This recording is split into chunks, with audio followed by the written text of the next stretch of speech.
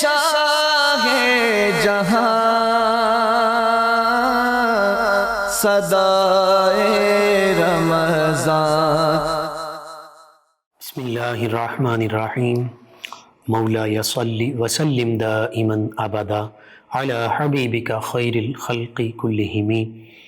السلام علیکم ناظرین و سامعین کرام، 9 نیوز HD کے لائیو اسٹوڈیو سے رمضان المبارک کی اسپیشل ٹرانسمیشن صدائے رمضان کے ساتھ آپ کی خدمت میں حاضر ہے آپ کا میزبان محمد لقمان رضا۔ ناظرین و سامعین، رمضان المبارک کے ان بابرکت لمحات میں اس عظیم آخری عشرے میں آپ کی خدمت میں حاضر ہیں۔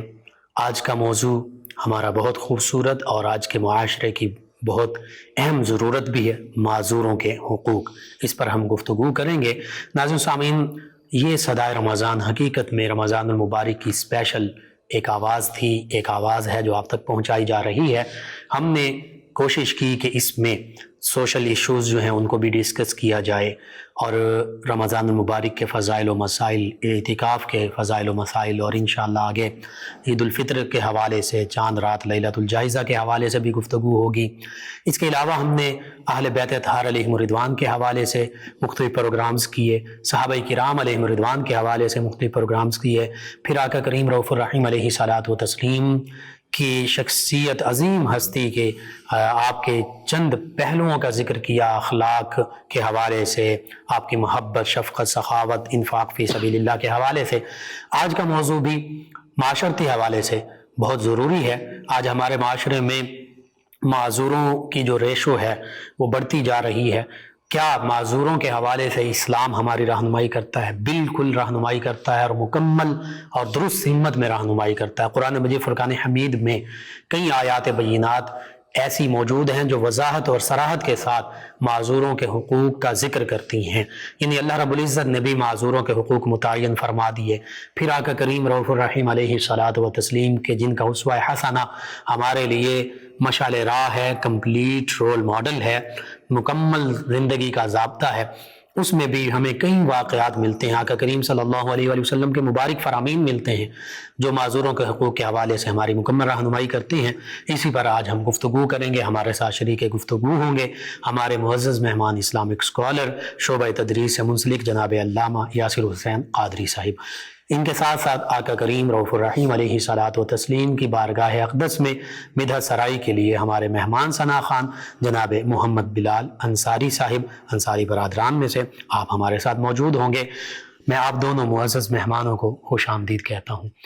ناظرین سامعین، سب سے پہلے ہمیں یہ پتہ ہو کہ معذور کون ہیں، معذوروں کی کیٹیگری میں کون کون لوگ شامل ہیں، اور آج کا جو ماڈرن معاشرہ ہے، ماڈرن سوسائٹیز ہیں، کمیونٹیز ہیں، UN کا بھی بے شک آپ ذکر کر لیجئے کہ جو بظاہر انسانی حقوق اور ہیومن رائٹس کی بات کی جاتی ہے، اگرچہ انسانی حقوق کا سب سے اہم اور سب سے بڑا اور سب سے پہلا چارٹر تو وہ ہے جو آقا کریم رؤوف الرحیم علیہ الصلاۃ والتسلیم نے فتح مکہ کے موقع پر ارشاد فرمایا، خطبہ حجۃ الوداع، لیکن اسی کی روشنی میں ہم مومنین، مسلمان اپنی زندگی کو گزارتے ہیں، اور پھر دیگر مذاہب کے لوگوں نے بھی اسلام سے روشنی پائی، قرآن و حدیث سے ہی جو قوانین اخذ شدہ ہیں انہی کو اپنایا۔ UN بھی ان کو اپنانے والا ہے، یورپین کنٹریز وہ تو خود اس بات کا برملا اعتراف کرتے ہیں، وہی اوبے امرز لا۔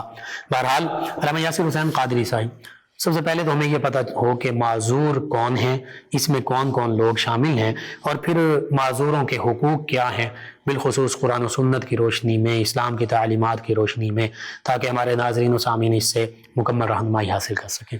بسم اللہ الرحمن الرحیم۔ سیدنا کریم صلی اللہ علیہ وآلہ وسلم۔ مفتی صاحب، معذور جی، اردو میں اس کو کہتے ہیں جو ذہنی یا جسمانی طور پر جسے عذر ہو، ٹھیک ہے، تو اس کو معذور کہتے ہیں، کوئی کمی ہو، ذہنی یا اس میں جسمانی، کوئی کمی ہو۔ ٹھیک ہے، اور اسلام نے انسانیت کی تقریب کا جو ہمیں درس دیا ہے وہ بلا رنگ و نسل، بلا قومیت و خاندان ہے۔ سبحان اللہ۔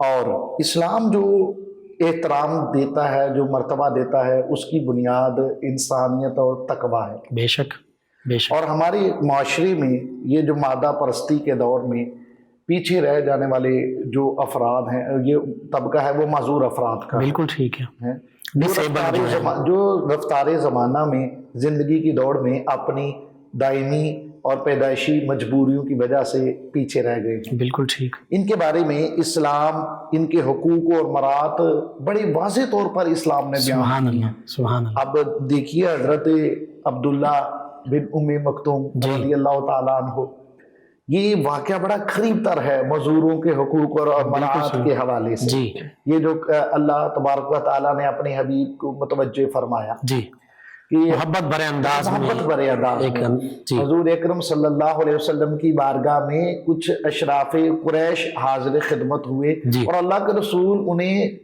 دین الہی کی تبلیغ فرما رہے تھے، بالکل، اور اپنی حکمت کے تحت ان کے ساتھ محض گفتگو تھی، اللہ، اور یہی درد اور سوچ تھا کہ یہ بھی اسلام قبول کر لے، اسلام اور جو خدا کی طرف سے پیغام تھا وہ پہنچا رہے تھے، اور حضرت عبداللہ ابن ام مکتوم آپ حاضر ہوئے، اور آپ نابینا صاحب نابینا تھے، دکھتا نہیں تھا، اور آپ اس چیز کو نہیں سمجھ سکے کہ اللہ کے رسول منہمک ہیں گفتگو میں، بے شک، تبلیغ دین میں آپ مصروف ہیں، تو اس بات کا آپ کو اندازہ نہیں ہو سکا، تو آپ بار بار آپ نے مداخلت کی، آپ کا بھی سوال تھا، آپ کا کوئی مسئلہ تھا، پوچھنا چاہ رہے تھے، تو حضرت عبداللہ ابن مکتوم نے بار بار جو انٹرپٹ کیا، بار بار دخل اندازی کی، تو کریم علیہ الصلوۃ والسلام نے ادھر توجہ نہ فرمائی اور تھوڑا سا ناگواری کا اظہار فرمایا، تو اس وقت سورہ عبس کی یہ آیات ابتدائی آیات وہ نازل ہوئیں، تو یہ بڑا قریب تر ہے، اور روایات میں آتا ہے اس کے بعد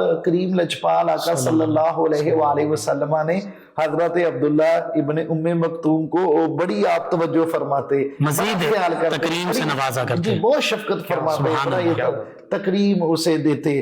آپ دیکھیے نا غزوہ احد کے اہم موقع پر حضور اکرم صلی اللہ علیہ وسلم نے اپنی جو نیابت تھی وہ حضرت عبداللہ ابن ام مکتوم کو سبحان اللہ، سبحان اللہ، نائب مقرر کیا بالکل تھا، صحیح، بالکل اور صحیح، اس کے علاوہ اللہ کے رسول صلی اللہ علیہ وسلم نے جزام کے ایک مریض کو اپنے ساتھ کھانے میں بھی شریک فرمایا، سبحان اللہ، سبحان اللہ۔ تو کریم آقا علیہ الصلوۃ والسلام کی ساری زندگی یہ تو کہ حکمت تھی، ایک اللہ پاک نے محبت بڑا انداز تھا یہ جی اللہ تبارک و تعالیٰ کا، باقی حضور اکرم صلی اللہ علیہ وسلم کی ساری زندگی ہمارے سامنے کھلی کتاب ہے۔ رحمت صاحب بہت خوبصورت آپ نے بات کی جزام کے حوالے سے کہ کوئی بھی بیماری اس طرح متعدی نہیں ہوتی، اس میں وہ حدیث مبارکہ موجود ہے، اونٹوں کو خارش لگی تو کسی نے کہا جی کہ فلاں اونٹ سے لگی، تو آقا کریم صلی اللہ علیہ وآلہ وسلم نے فرمایا کہ بالکل ٹھیک ہے، لگتی ہے بیماری، لیکن یہ بتاؤ کہ پہلے اونٹ کو بیماری کہاں سے لگی، اس کو خارش کہاں سے لگی؟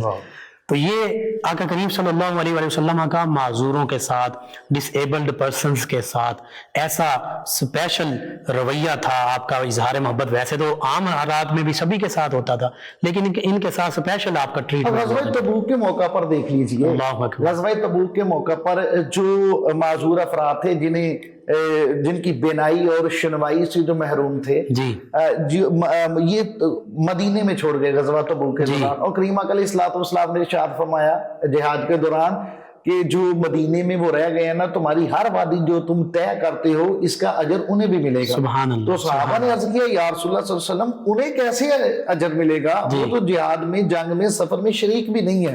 حضور اکرم صلی اللہ علیہ وسلم نے ارشاد فرمایا کہ وہ اپنی معذوری کی وجہ سے نہیں آ سکتے، اللہ اکبر، ان میں شرعی عذر ان میں پایا جاتا ہے۔ اور پھر طریقہ کار یہ تھا کہ جب سفر کے لیے جاتے، جہاد کا ہوتا، تو جو صحابہ تھے وہ اپنے مکانوں کی کنجیاں اور چابیاں جو تھی وہ ان معذور افراد کو دے جاتے تھے۔ بالکل ٹھیک۔ اور پھر حکم ہوا کہ یہ جو معذور افراد ہیں یہ کھا پی سکتے ہیں اللہ اکبر، اپنے رشتہ داروں سے، اپنے قریبی سے، اور جو انہیں کنجیاں پکڑا گئی ہیں نا، یہ ان کے مکانوں سے بھی کھا پی سکتے ہیں۔ اسلام نے ان پر کوئی معاشی بار نہیں رکھا۔ اور پورے قرآن پاک میں احادیث مصطفیٰ اٹھا کر دیکھیے، جہاں جہاں مجبوروں اور کمزوروں پر انفاق کا حکم ہے، ان معذوروں اور کمزوروں میں معذور افراد بھی شامل ہیں۔ سبحان اللہ، بے شک بے شک، ان پر خرچ کرنے کی ترغیب جب دی گئی ہے تو یہ بھی اسی مفہوم میں میں شمار ہوتے ہیں. بالکل آپ نے جس چیز کا ذکر فرمایا سورہ نور میں ہے لیس علی الاعمى حرج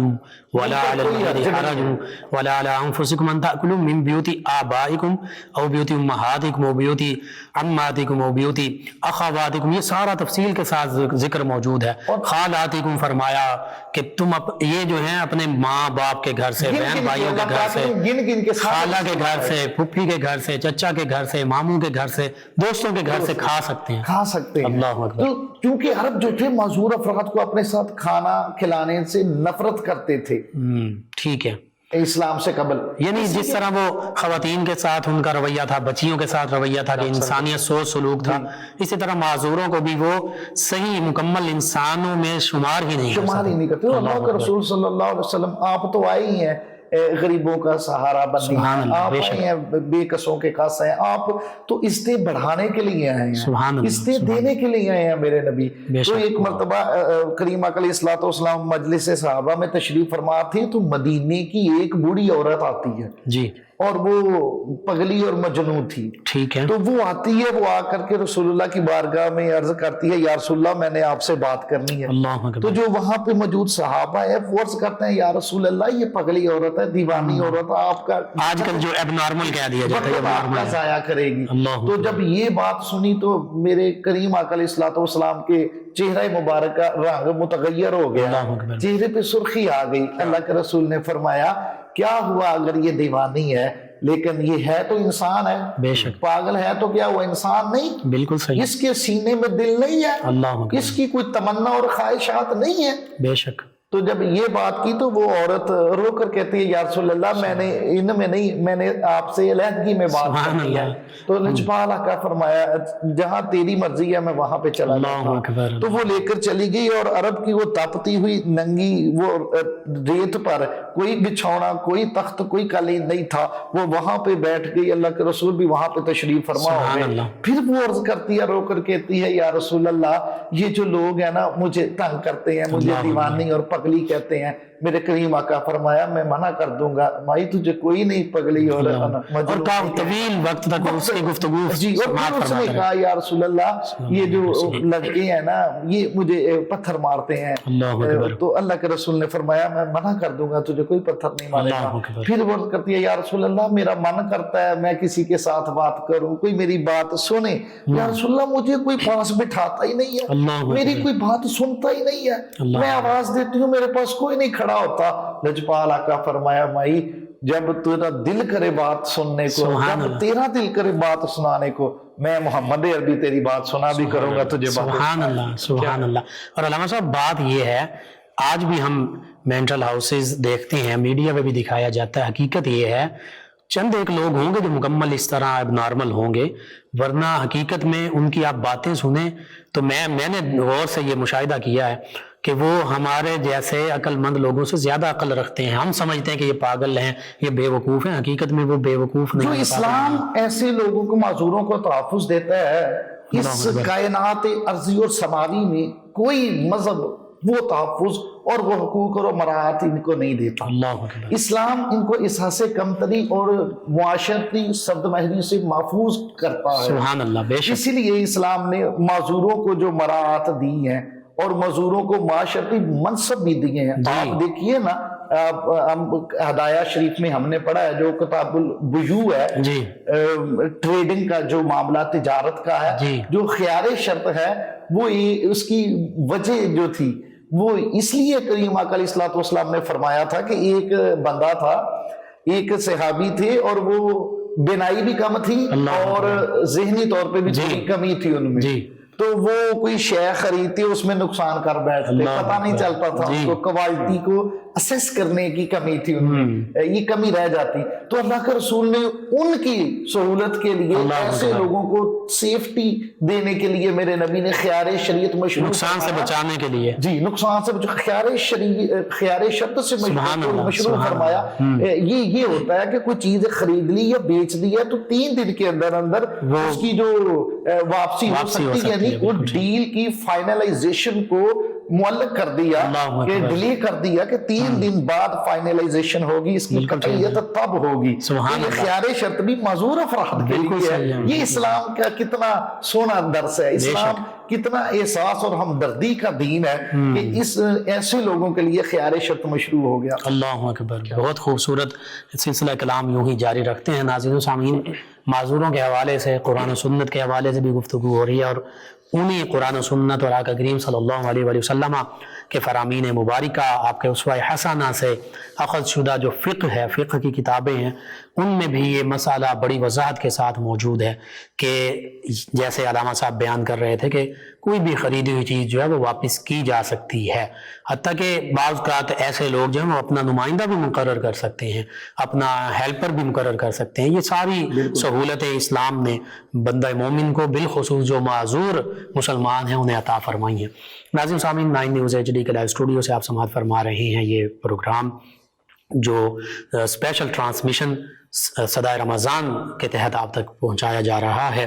ناظرین سامعین، ہمارے ساتھ موجود ہیں ہمارے مہمان ثنا خان جناب محمد بلال انصاری صاحب، نبی رحمت صلی اللہ علیہ وآلہ وصحبہ وبارک وسلم کی بارگاہ ناز میں گلہائے عقیدت پیش کریں گے جناب محمد بلال انصاری صاحب۔ زندگی یاد مدینہ میں گزاری ساری، سبحان اللہ۔ زندگی یاد مدینہ میں گزاری ساری، عمر بھر کی یہ کمائی ہے ہماری ساری، سبحان اللہ، بے شک، عمر بھر کی یہ کمائی ہے ہماری ساری، الحمدللہ زندگی یاد مدینہ میں گزاری ساری، سبحان اللہ، سبحان اللہ۔ ایسا اللہ نے تجھ کو سلطان بنایا،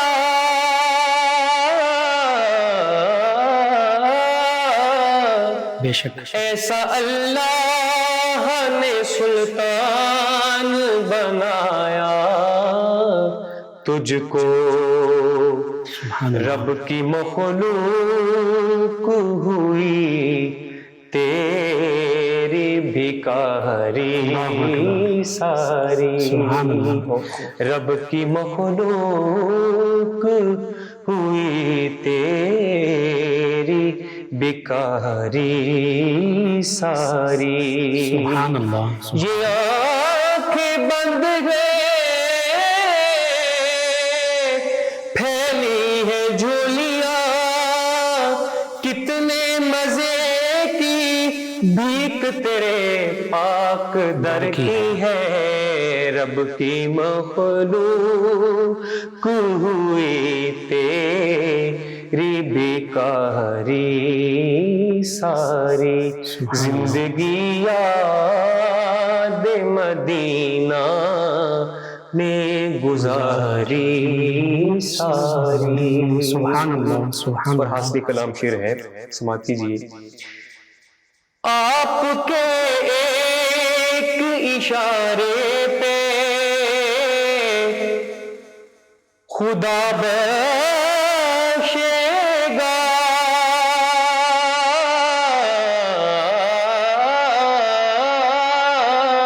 انشاءاللہ، آپ کے ایک اشارے پہ خدا بخشے گا، بات بن جائے گی، بات بن جائے گی، بات بن جائے گی محشر میں ہماری ساری سبحان اللہ، سبحان اللہ، بے بات شک بن جائے گی محشر میں ہماری ساری سبحان اللہ، گناہگاروں نہ گھبراؤ، سیاہکاروں نہ شرماؤ، کیوں بات بن جائے گی محشر میں ہماری ساری. سبحان اللہ، سبحان اور اللہ. حضور اس میں ایک شعر ہے، سماعت کیجیے اسی کے ساتھ. جی ساکو آس رہن مٹھے مدنی دے ساڈے حال تے کرم ہزار ہو سن. ابو بکر و عمر عثمان و علی ساڈے حامی چارے یار ہو سن. انشاءاللہ. ساڈے حامی چارے یار ہو سن. سبحان اللہ. خوشی کہر دی گرمی دن حشر دے او دو جلوہ گر سرکار ہو سن. جویں تابش سہرے گا دے ہاں او دے لب ہل سن بیڑے پار ہو سن. بے شک. پھر بات بن جائے گی، بات بن جائے گی محشر میں ہماری ساری. سبحان اللہ، سبحان اللہ. ہر نبی نور محمد سے ہوا ہے پیدا.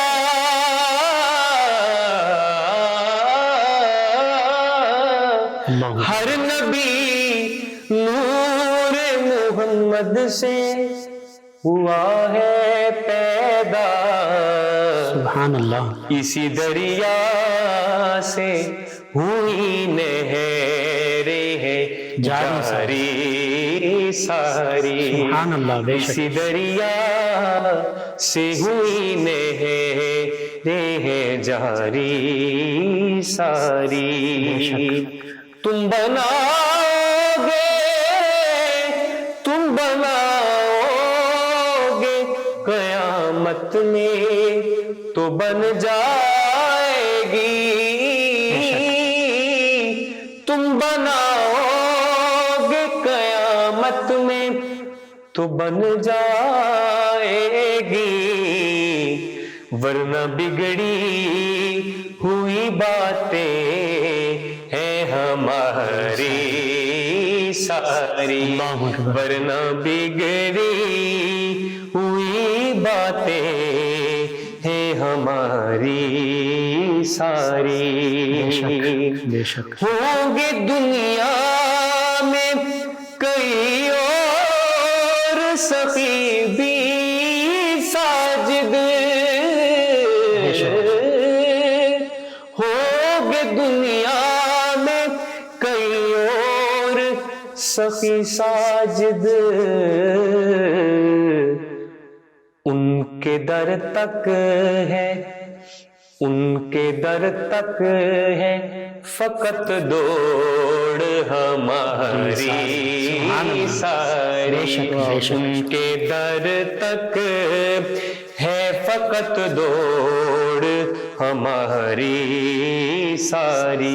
کبھی کربلا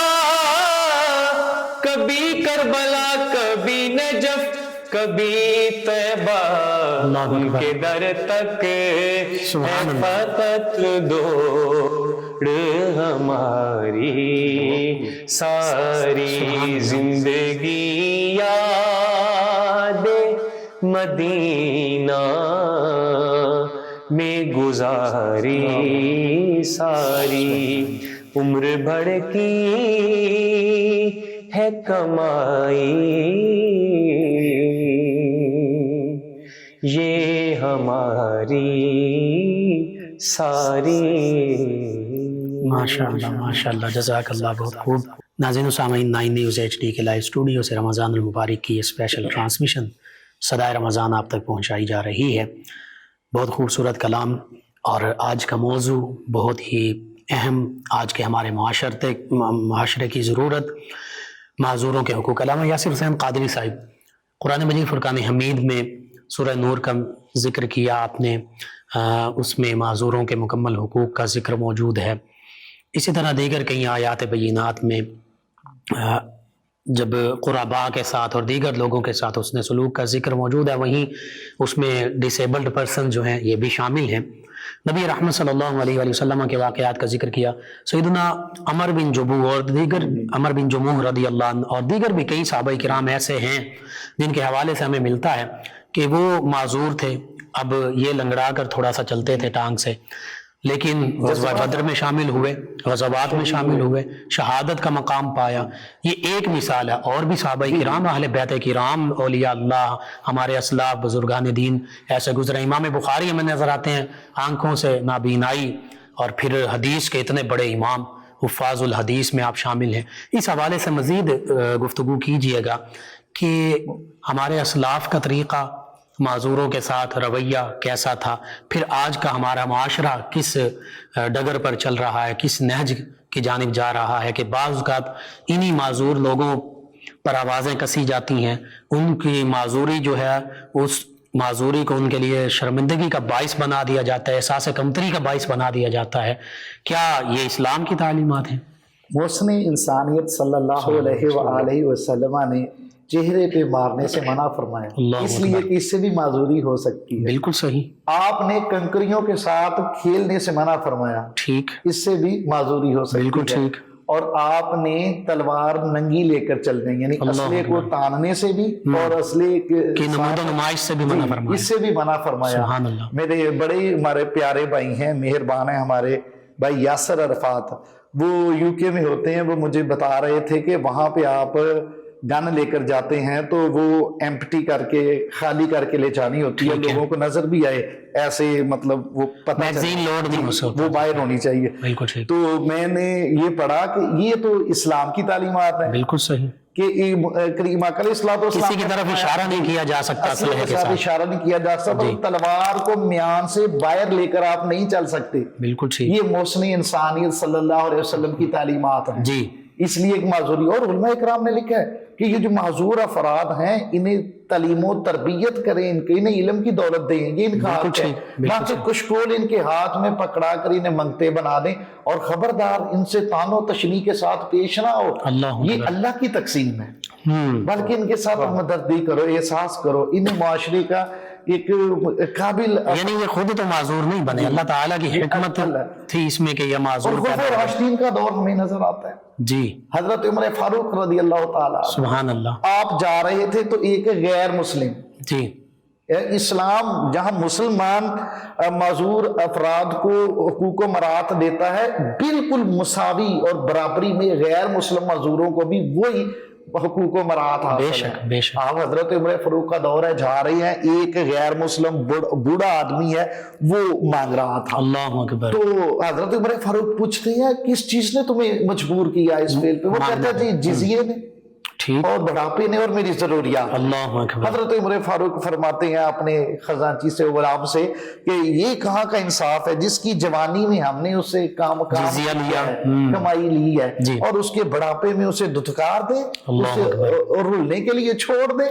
साथ ले गए, उसकी जरूरियात की हर चीज उसे आपने अता की, और उसका महाना वजीफा लगवा दिया, और हजारों से मुतजावज है ये तादाद जो हजरत उमर फारूक के दौर में रजिस्टर्ड में दर्ज थी, जो रजिस्टर्ड थे, डिसेबल्ड थे, और बैतुल माल से यूं कह सकते हैं फाइनेंस मिनिस्ट्री से उन्हें स्कॉलरशिप्स मिलती थी। जी, उन्हें स्कॉलरशिप्स मिलती थी, उन्हें वजीफा दिया जाता था अपनी जरूरियात पूरी करने के लिए। और हजरत उमर फारूक रज़ी अल्लाह ताला अन्हु, आप एक मर्तबा खाना खिला रहे थे लोगों को, तो एक बंदा ना बाएं हाथ से खाना खा रहा था। जी। तो हजरत उमर फारूक पास से गुजरे, आपने फरमाया ओ भाई दाएं हाथ से खाना खा। वो कहता जी मेरा दायां हाथ मशगूल है, बिजी है। अच्छा। जी, उसने कहा मशगूल है, और आप फिर गुजर गए, आप दूसरी मर्तबा आपने फिर फरमाया میں نے تجھے کہا کہ دائیں ہاتھ سے کھانا کھا. ٹھیک ہے. ایک رات میں تیسری بار بھی ہوا تو اس نے کہا کہ یا امیر المومنین غزوہ موتا میں میرا دایاں ہاتھ کٹ گیا ہے. اللہ تو حضرت عمر فاروق رونے لگ گئے اور اسی کے پاس بیٹھ کر روئے.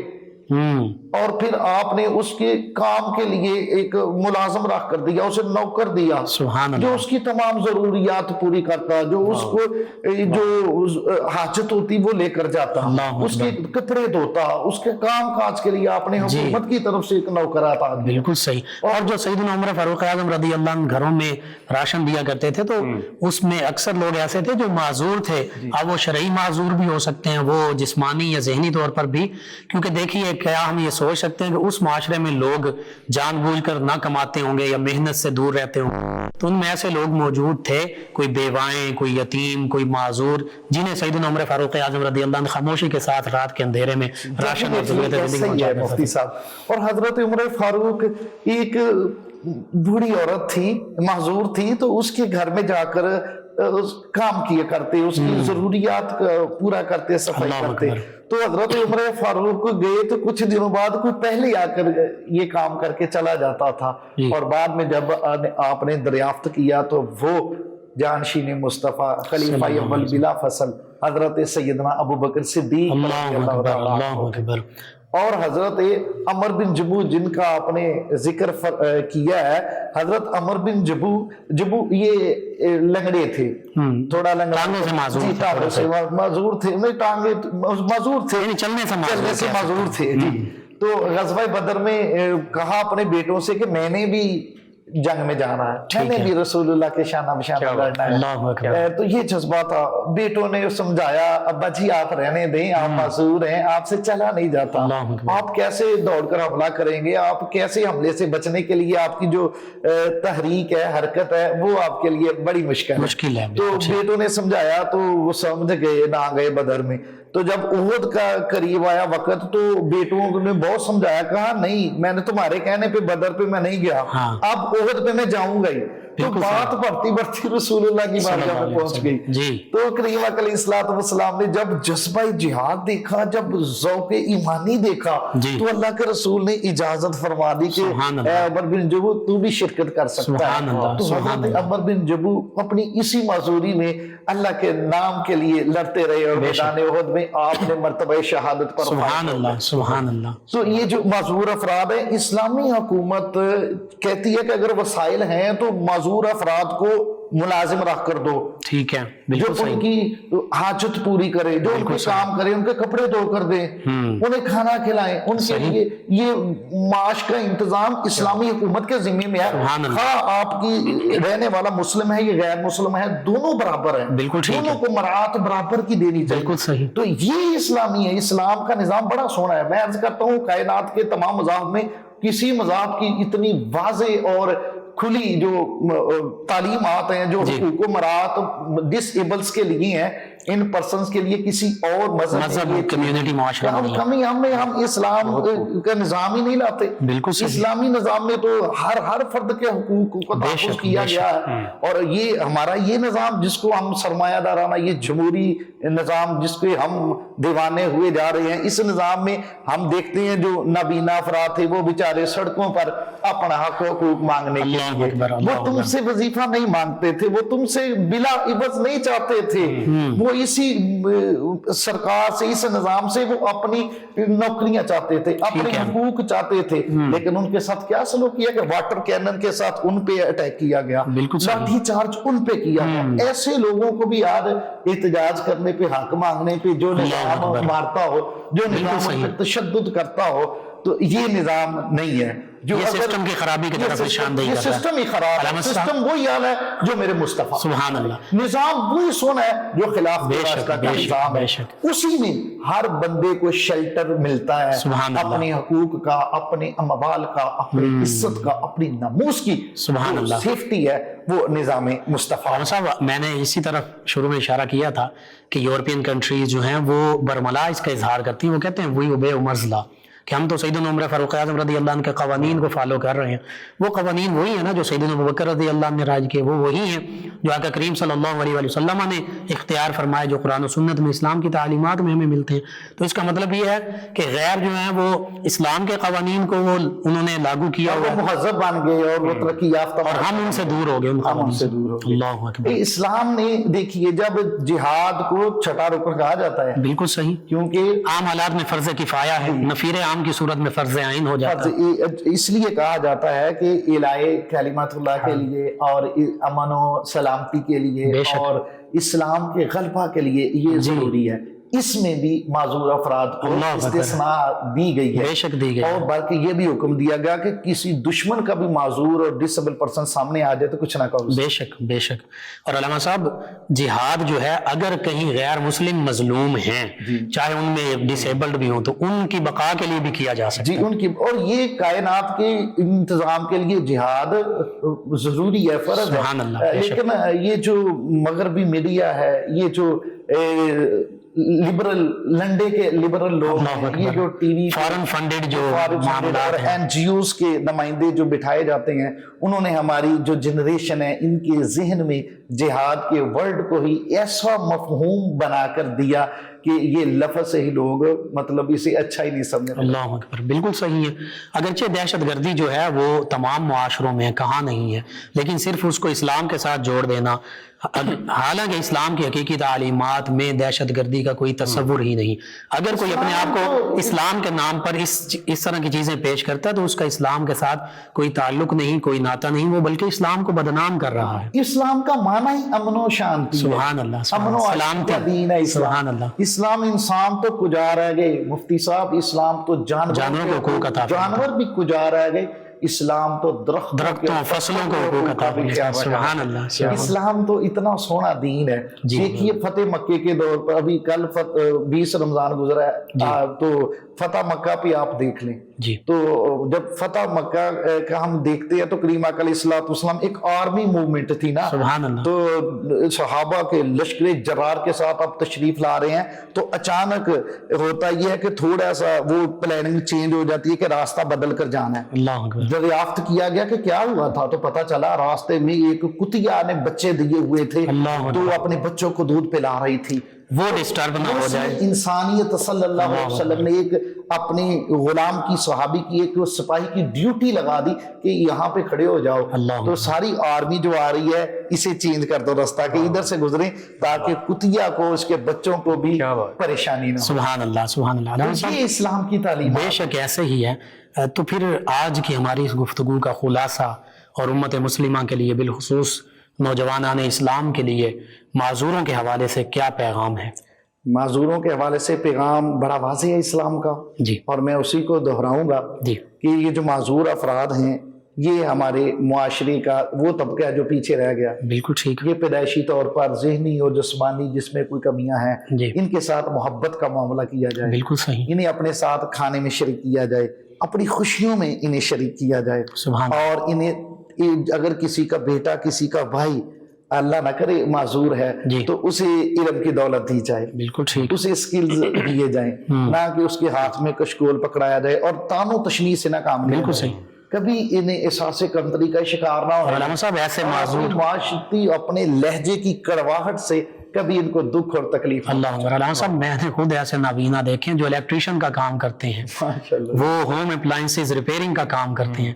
بظاہر آنکھیں نہیں ہیں, لیکن اللہ تعالیٰ نے ایسی صلاحیت انہیں عطا فرمائی ہے کہ وہ اپنے محنت کی کمائی کر رہے ہیں. تو ایسے لوگ تو پھر اس معاشرے کے لیے, ایسے باقی معذوروں کے لیے وہ رول ماڈل ہی بنتے ہیں, معاشرے کے لیے اپنا کردار ادا کر سکتے ہیں. سبحان اللہ. تو ایسے لوگوں کے ساتھ محبت کا معاملہ, سب سے پہلے یہ ہے کہ ہمدردی کی جائے, انہیں احساس ہی نہ ہونے دیا جائے کہ وہ معذور ہیں, انہیں احساس کمتری کا شکار نہ ہو.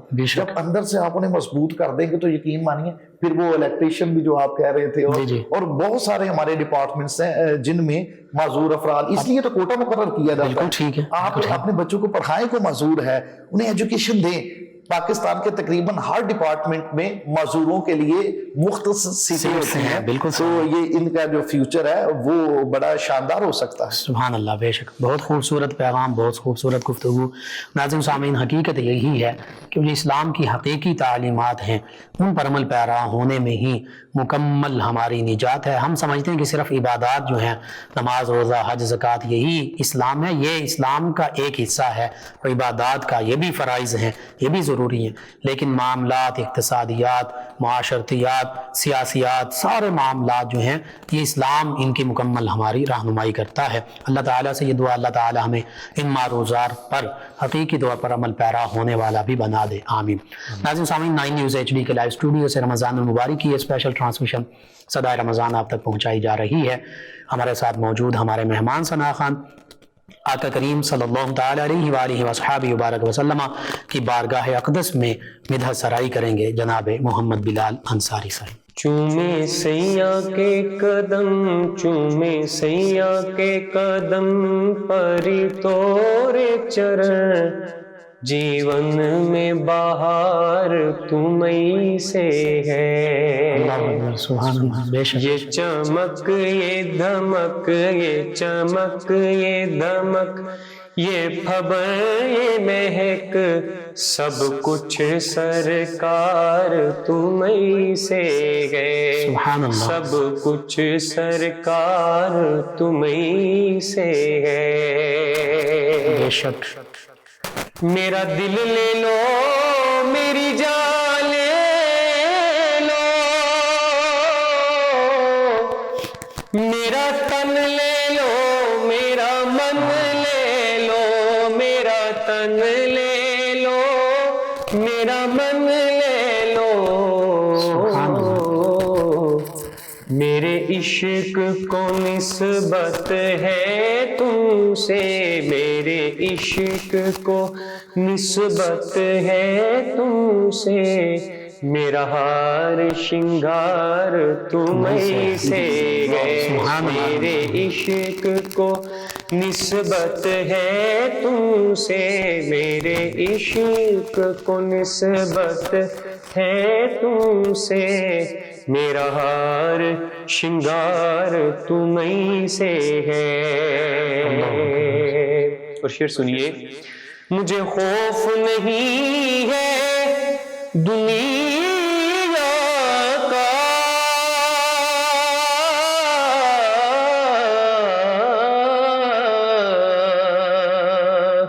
مجھے خوف نہیں ہے دنیا کا، میرے سر پہ تمہارا سایہ ہے، میرے سر پہ تمہارا سایہ ہے،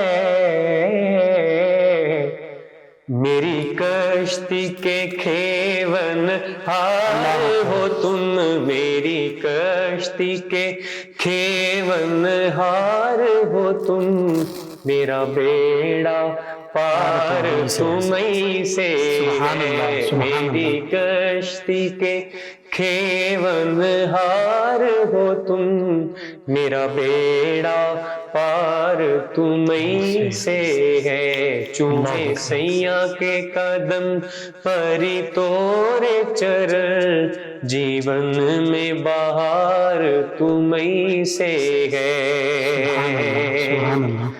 اور میرا کوئی نہیں ہے دنیا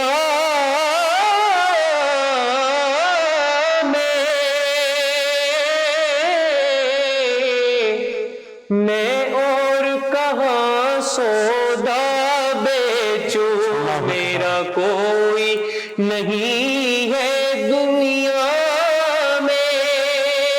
میں اور کہاں سودا بیچوں،